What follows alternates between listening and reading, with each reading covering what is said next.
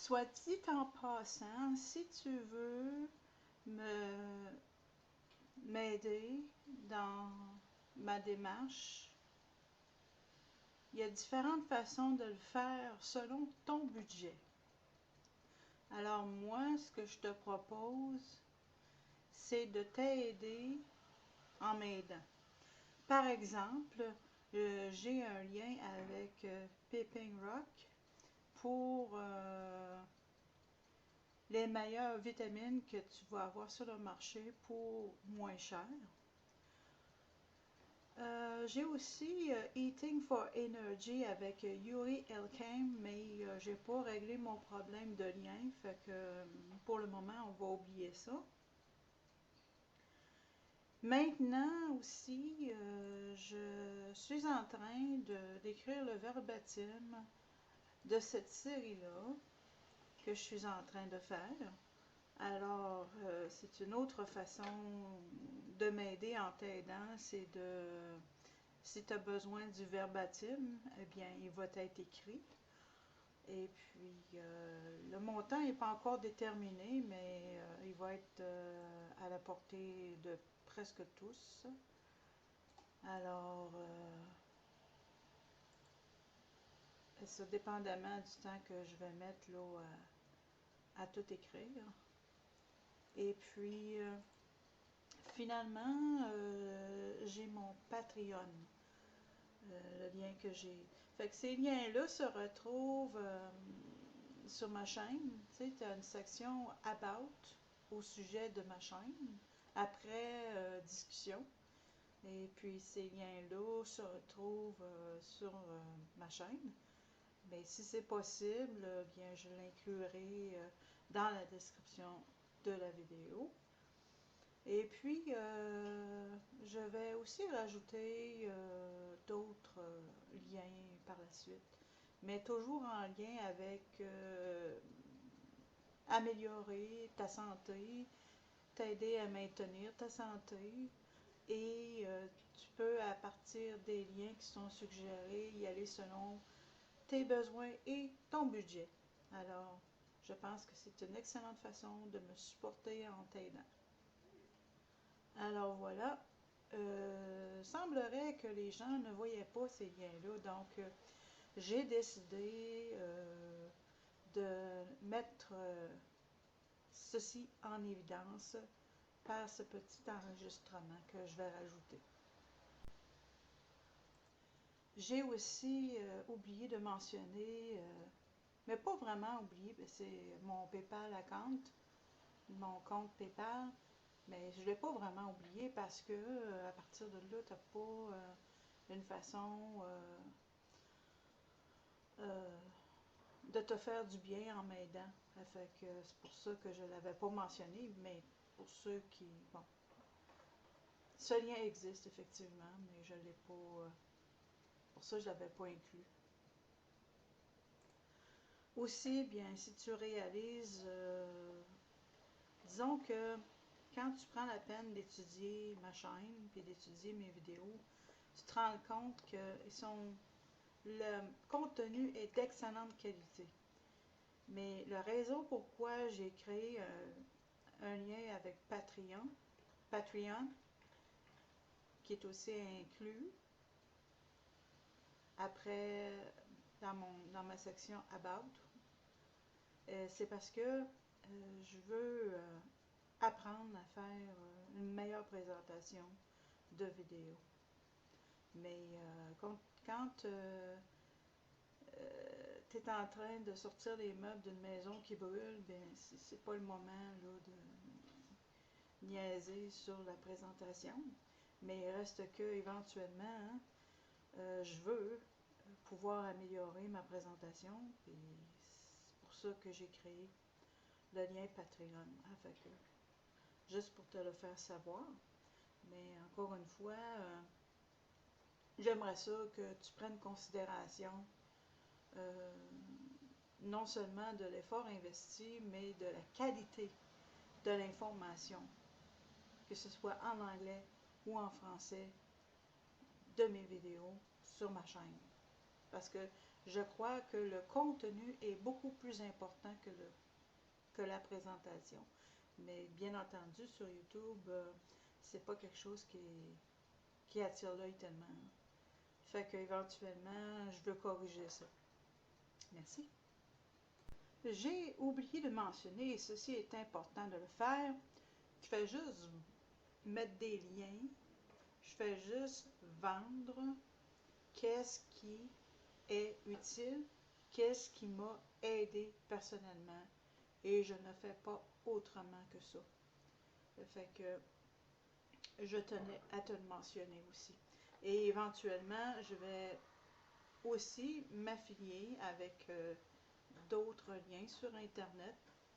Mais encore une fois, ça va être uniquement qu'est-ce qui est vraiment utile, qu'est-ce qui aide vraiment.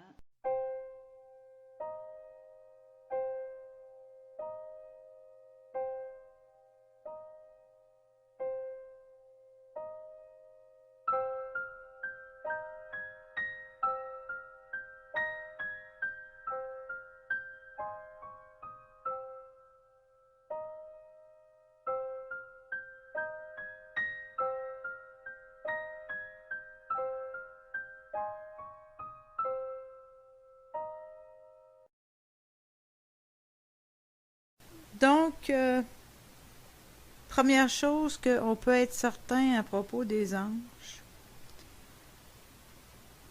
basé sur notre expérience avec eux, même si on n'en est pas conscient, c'est que leur mode de communication est la télépathie.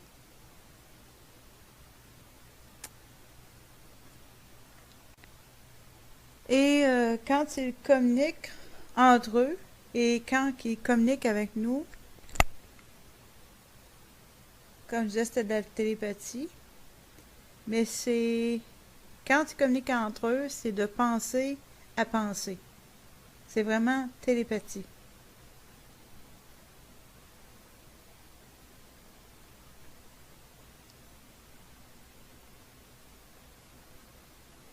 Et puis, ça fait du sens, basé sur les Écritures, ça fait du sens de croire que plus l'ange est intelligent et sage, plus il est haut dans la hiérarchie. Alors, de la même façon que on est tenté par les démons, c'est-à-dire qu'ils ne nous tentent pas de façon conceptuelle, ils nous tentent de façon télépathique. La même chose pour les anges bons.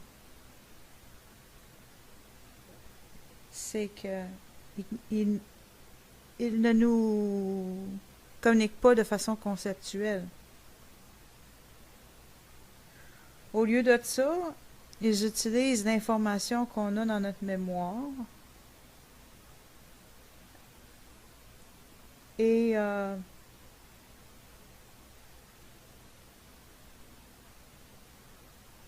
apporter une image à notre attention.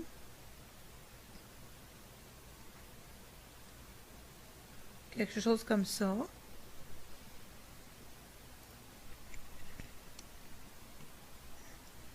Et il est intéressant de savoir que les démons, c'est certain qu'ils ont eu des millénaires pour étudier les prédispositions des êtres humains.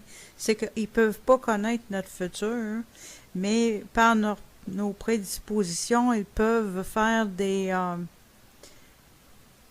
déductions. Mais ils sont frustrés de ne pas savoir exactement qu'est-ce qu'on va être puis qu'est-ce qu'on va faire. C'est quand même intéressant de savoir ça. Les anges bons vont, compte tenu que nous, on procède de façon conceptuelle, ils vont respecter notre nature. J'ai pas le mot français pour le moment. Les prompting, tu sais, comme pas les alertes, là, mais les promptings, je vais le dire comme ça pour le moment. Les, ouais, pas les alertes, là, mais les, faites attention, tu sais, c'est-à-dire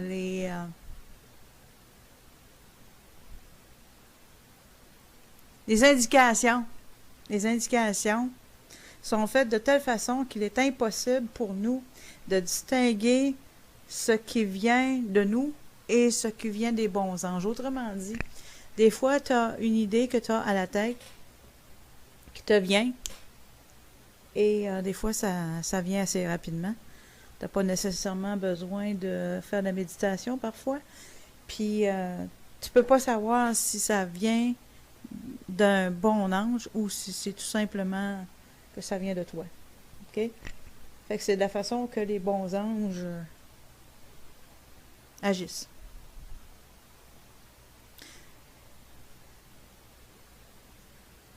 Quoique les mauvais anges aussi peuvent aller de cette façon-là parce que des fois, il y a des idées qui te viennent de l'extérieur, puis tu te demandes est-ce que ça vient de ta tête ou tu sais. Mais là,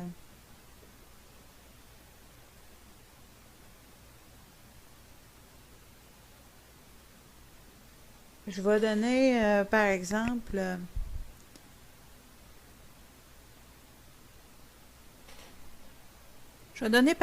une pensée indécente.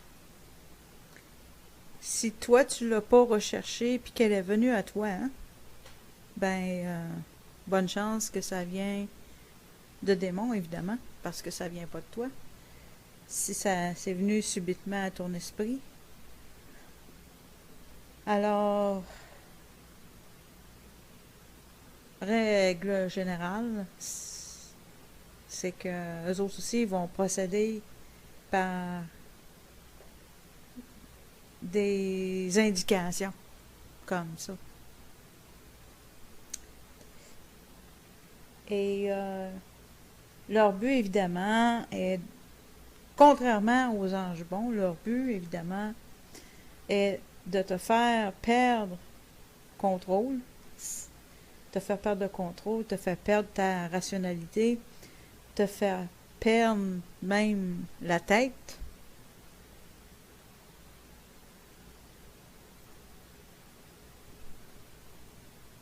Et puis, donc, les bons anges sont plus actifs que ce que l'on peut réaliser. Parce que, comme je l'ai dit précédemment, les bons anges procèdent d'une façon que on n'est pas capable de distinguer ce qui vient d'eux puis ce qui vient de nous-mêmes. Mais plus important encore que je voudrais dire, est-ce que là je focus sur les anges, mais plus important que les anges, c'est l'action du Saint-Esprit dans notre vie. Le Saint-Esprit, qu'est-ce qu'il fait, ou l'Esprit de Dieu vivant, ou le Grand Esprit? Il rappelle les paroles que le Christ a dites. Je veux juste, personnellement, connaître mieux la façon qu'il procède, et c'est tout. Parce que, au bout du compte, c'est Dieu qui nous bénit, c'est le Créateur qui nous bénit et qui prend soin de nous. L'ange peut te bénir sous la direction du Créateur, mais il faut remercier le Créateur quand ça arrive, peu importe comment ça arrive. J'ai vu des vidéos Jean Nouvel Âge qui disait que tu peux connaître le nom de ton ange. Ben c'est justement là. Tu vas tomber dans le panneau si tu vas dans ce sens-là. Puis de toute façon, leur nature, c'est leur nom. Si tu fais attention, si tu prends en considération ce que la Bible dit concernant les anges, ben tu vas réaliser que la nature de l'ange, sa hiérarchie, ça indique son nom. Parce que les noms, que ce soit des noms donnés aux anges ou aux êtres humains dans la Bible, il y a toujours une signification. Donc, dans le cas des anges, ben ça donne, ça dénote le niveau dans la hiérarchie. Fait que, une autre raison que ça n'a pas de bon sens de vouloir connaître le nom de ton ange gardien. Là. Une autre preuve que c'est pas dans ce sens-là que tu dois aller, sinon tu vas te ramasser, hein? Avoir un autre type d'ange, puis les anges mauvais se déguisent en anges de lumière, comme la Bible dit, effectivement. Comme le serviteur de Satan se transforme en serviteur de justice. J'ai bien connu ça, moi. Effectivement. Je vais rajouter un petit élément, mais qui n'est pas essentiel. C'est que les anges ne sont pas créés comme nous avec des émotions. Les anges, c'est leur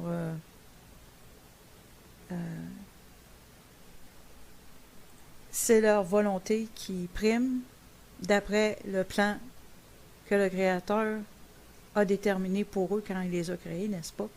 Donc, les anges ressentent les choses, mais pas par les émotions comme nous, mais par leur volonté. Petit détail que je voulais rajouter. Alors voilà pour ce que j'ai compris des anges. Merci pour ton écoute.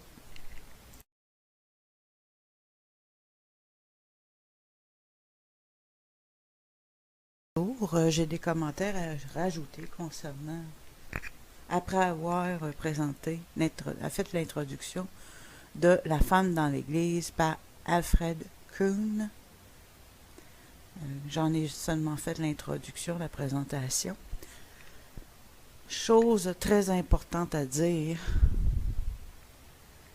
est que, selon la Bible, le corps de Christ, l'Église, quand on se réfère au terme qui était d'abord utilisé, ça ne veut pas dire une bâtisse. Rappelle-toi que Dieu a dit dans sa parole qu'il n'habite pas dans une bâtisse faite d'hommes. Donc, l'Église ne peut pas être, compte tenu que le Créateur est conséquent, l'Église ne peut pas être une bâtisse. L'Église, c'est le regroupement de personnes qui sont disciples de Jésus-Christ. Alors, chaque personne étant le membre de la famille de Dieu, chaque personne étant un enfant de Dieu, bien, le regroupement forme l'Église. Ça, c'est de 1.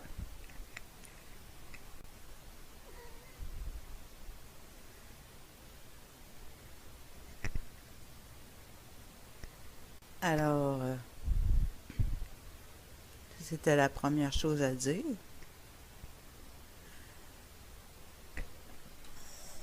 La seconde chose à dire, c'est que pour devenir membre du regroupement des disciples de Jésus-Christ, qui s'appelle l'Église, il est mentionné nulle part papa le pasteur dans les Écritures que on doit devenir membre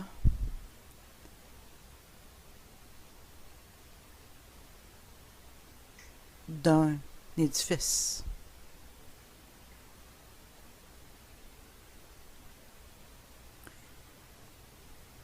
Je sais que les pasteurs n'aimeront pas ça, mais ça va faire, là, niaisage, là.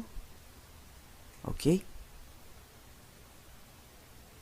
Parce que ce que les autres font, compte tenu qu'ils sont exempts des taxes, ben, faut qu'il y ait des membres qui doivent ils doivent avoir des membres pour reporter au gouvernement. Mais ça, c'est pas biblique.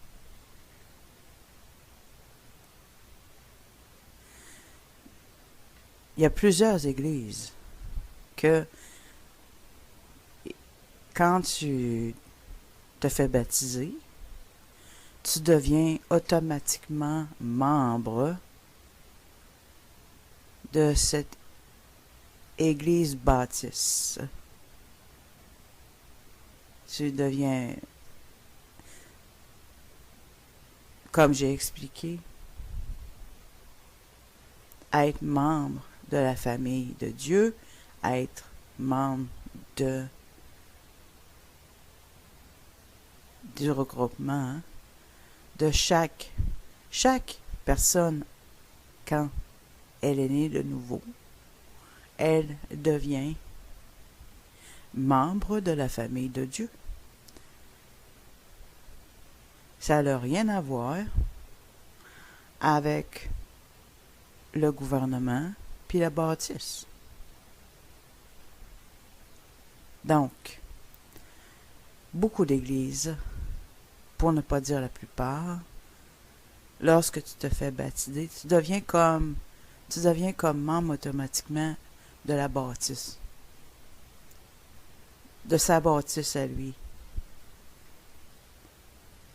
avec un symbole phallique dessus. Le steeple, je n'ai pas le mot en français. Comment ça s'appelle? S-T-E-E-P-L-E. Le steeple, c'est un symbole phallique. C'est un symbole, c'est en fin de compte la représentation, oui, du pénis de Baal. Donc, on parle ici d'avoir un élément qui dit que nous adorons Baal.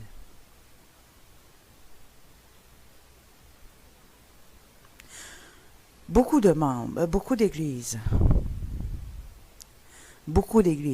font partie de ce qu'on appelle le regroupement, je vais le dire en anglais, National Council of Churches, puis the World Council of Churches.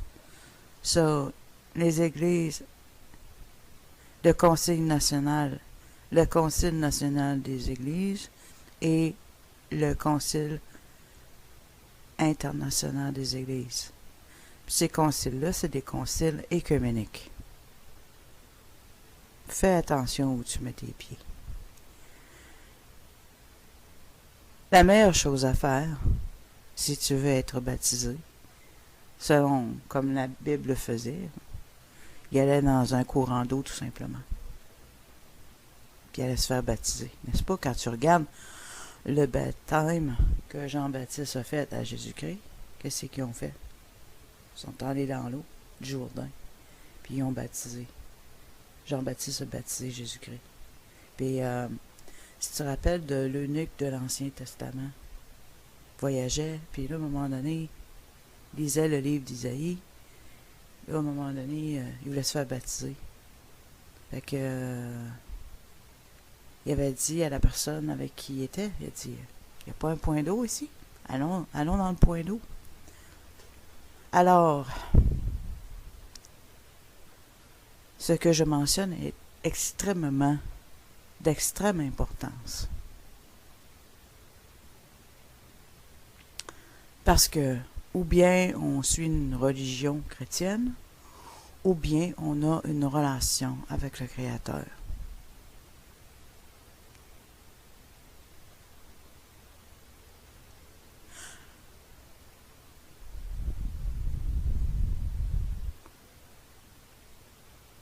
La religion, c'est le contrôle. Le contrôle des âmes. Le mind control. Donc, j'ai abordé qu'est-ce qu'était vraiment être la famille de Dieu et qu'est-ce qu'était vraiment le baptême. Il y a évidemment certaines églises qui, quand tu te fais baptiser, tu ne deviens pas automatiquement membre, mais c'est des exceptions. Et je ne vais pas recommander ces églises-là. Vous avez également les églises fondamentales qui ne sont pas parties de the World Council of Churches, National Council of Churches, c'est-à-dire pas membre du Conseil national des églises, puis du Concile, j'ai dit Concile national des églises, puis du Concile international des églises, ils n'en font pas partie. Ce sont des églises fondamentales. Maintenant, de ce côté-là, le seul rôle que la femme a là, c'est s'occuper des enfants, ou cuisiner, ou chanter. Avec une robe, bien entendu.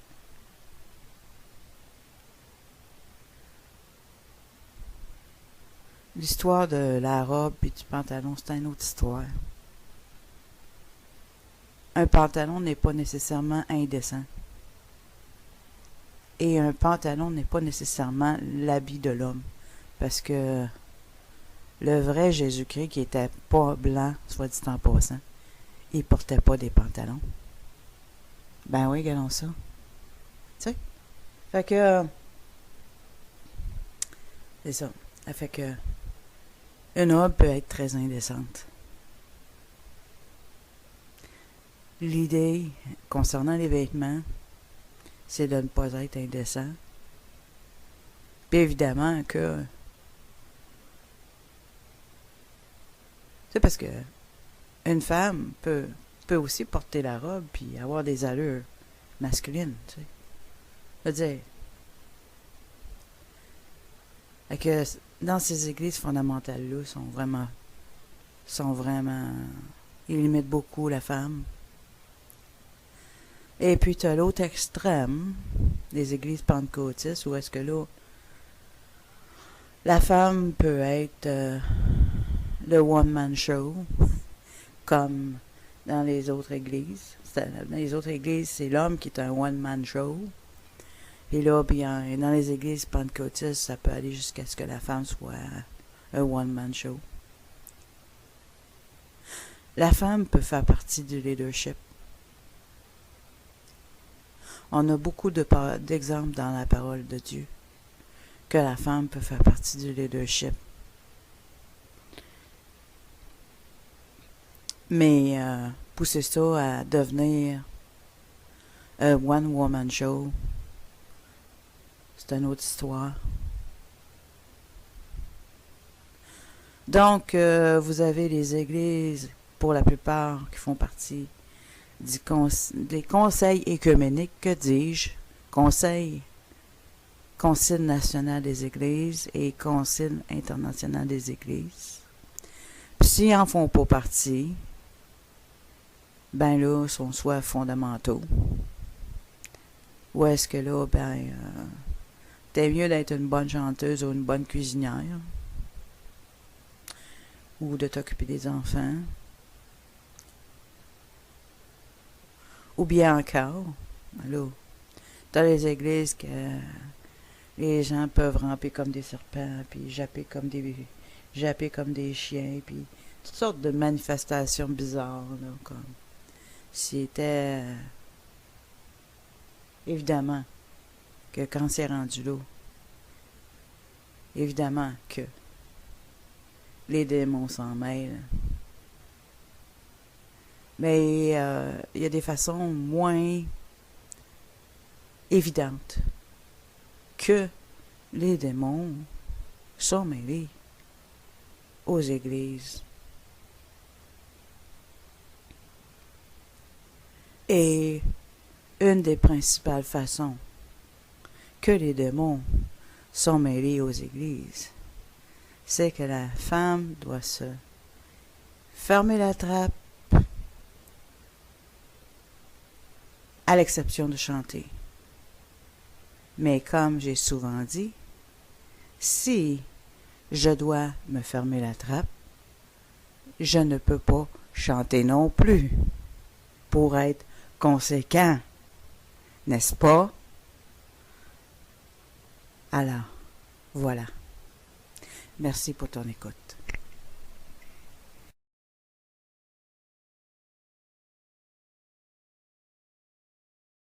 Il y a aussi un autre aspect que, parce que moi je fais des vidéos de 15 minutes, donc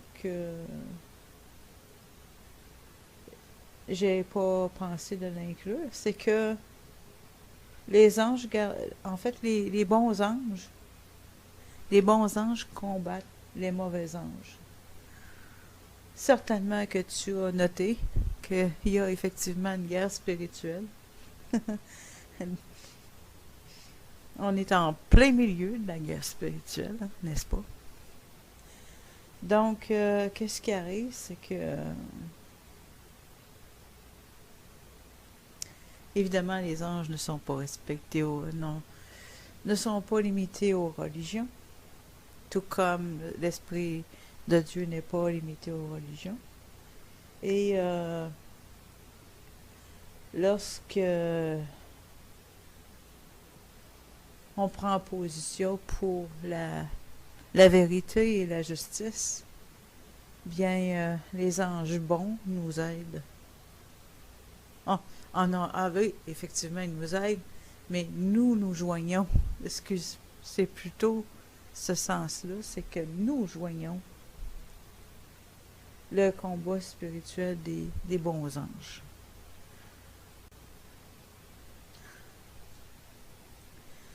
Le sujet de ce chapitre est que, bien entendu, que les psychopathes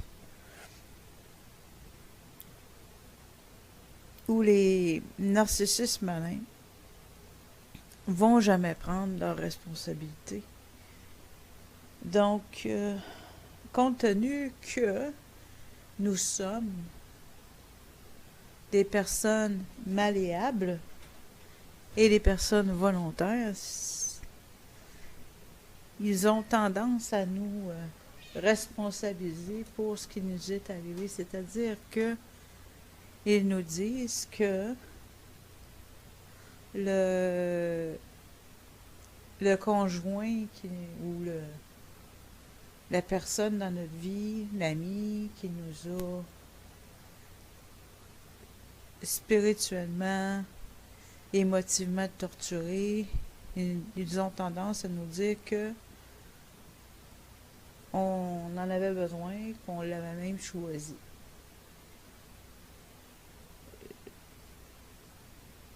C'est pas parce que les psychopathes prennent pas leurs responsabilités que on devrait prendre une double responsabilité. Et de plus, j'irais plus loin que ça. C'est que ça n'a absolument rien à voir avec quelque chose qu'on n'aurait pas fait correctement.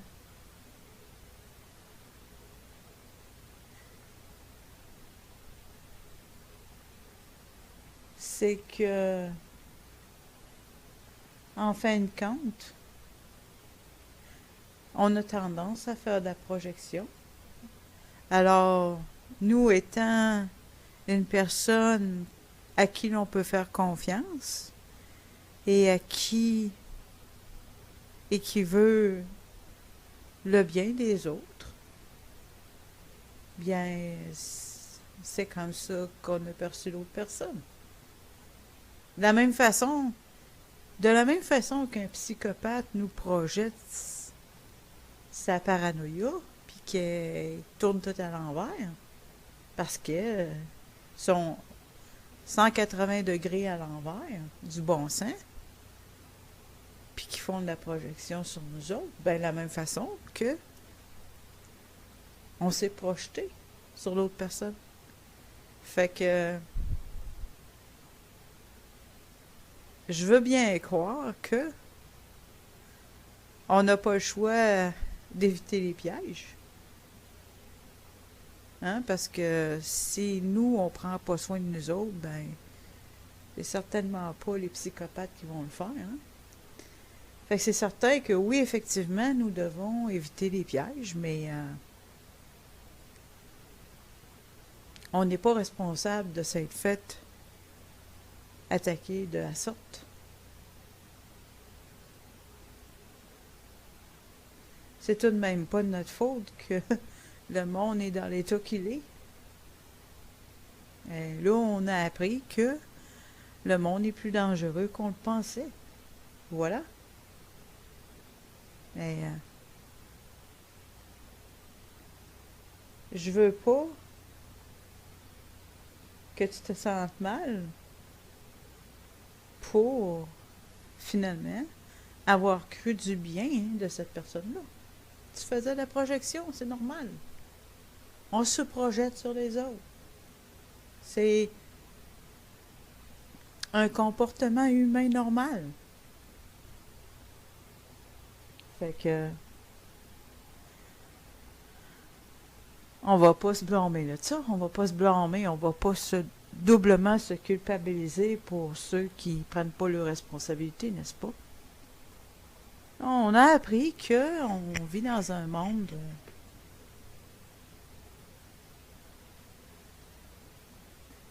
moins bon qu'on pensait. C'est évident. Puis là, on a appris que la projection qu'on fait, là, il faut être prudent. Pas tout le monde qui sont comme nous autres.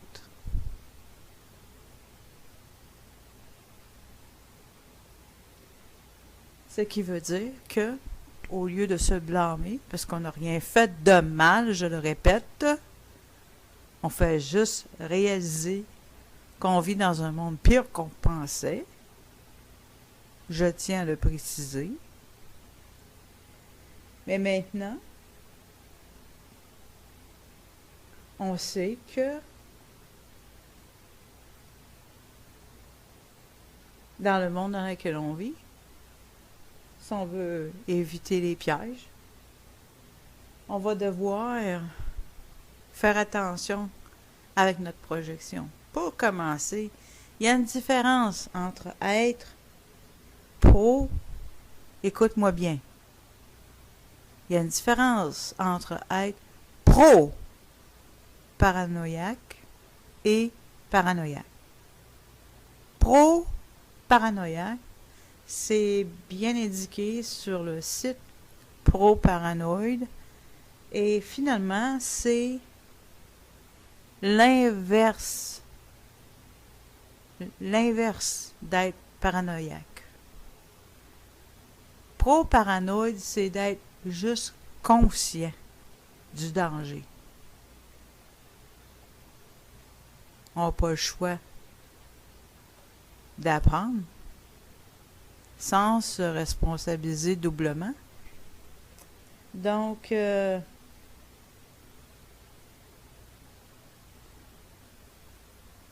qu'on va faire, oui, c'est que je t'invite à aller sur le site de ProParanoïde. Je pense que c'est .net. Puis il explique très bien, mieux que je pourrais, parce que c'est Michael Sweeney qui a choisi ce terme-là, puis il l'explique bien. Alors, je vais le laisser l'expliquer. Et finalement, qu'est-ce que c'est aussi? C'est d'aviser les autres personnes d'être prudent, faire attention. Ça fait partie d'être pro-paranoïaque. Et puis, qu'est-ce qu'il faut apprendre? Parce que il y a un autre endroit, je veux corriger une autre erreur que les gens font généralement, c'est, ils disent, ils sont devenus paranoïaques, tu sais, ils sont devenus trop à l'inverse, puis là, ils ont tendance à cesser d'être gentils. Fait que l'idée, c'est pas de commencer à paranoïer, puis de commencer à cesser d'être gentil. C'est juste de savoir que ce monde-ci, il est dangereux. Il faut faire attention où est-ce qu'on se met les pieds. Et la solution, c'est pas de cesser d'être gentil ou d'être moins gentil, c'est d'être plus circonspect et de s'attacher moins vite. Parce que on a tendance à être codépendant. C'est comme ça qu'on a commencé à être codépendant. Puis quand on est dans le processus de la guérison,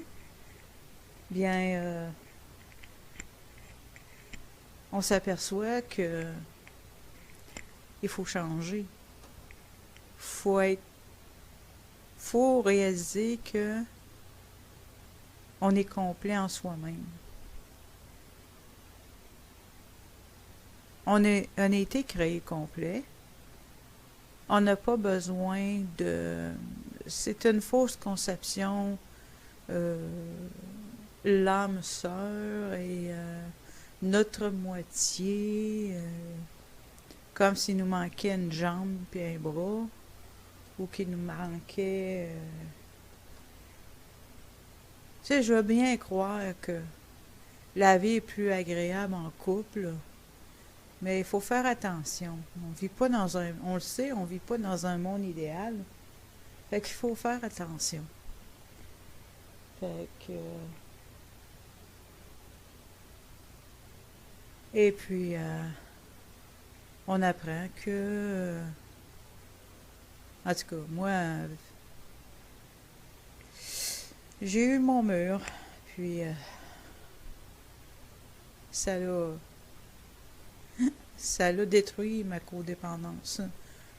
Je ne suis même pas la personne qui peut se péter les bretelles en disant, bien voilà, je me suis guérie de ma codépendance. Non. J'ai frappé un mur de béton armé. Carrément. Fait que là, c'est une question de vie ou de mort. Ou bien je ne suis plus codépendante mais c'est ça. Je ne le suis plus codépendante. Parce que j'ai appris que marcher sur des œufs, ça vaut pas la peine. C'est lorsqu'on commence à arrêter de marcher sur des œufs et puis qu'on commence à écouter vraiment qui nous sommes, qu'on réalise que